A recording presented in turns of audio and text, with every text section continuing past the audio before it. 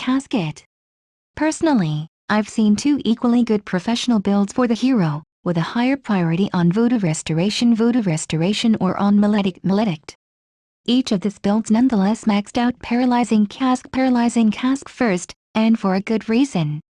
There is a major outcry related to the popularity of the hero on the internet, how this ability is overpowered. There is also belief that it introduces too much random into the game, where you can get continuously stunned even if surrounded by allied creeps. But as any good CCG player will know, you cannot get rid of random, but you can always minimize it. Play around it, or play along with it, and in the long run you will emerge victorious. Witch Doctor is another relatively greedy support.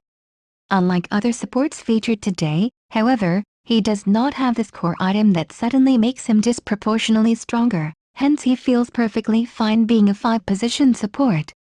Both his damage output and heal can be extremely high, depending on the build, but rarely can he have benefits of both worlds at the same time.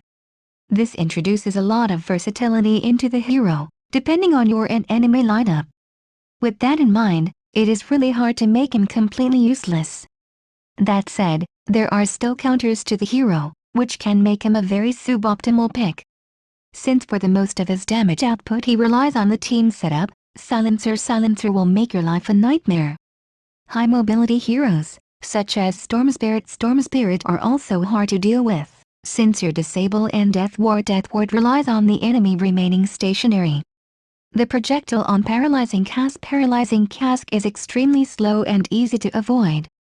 It also doesn't really do much if used on a single target. Though, it is probably the only projectile-based disable which cannot be completely ignored with a Manta style.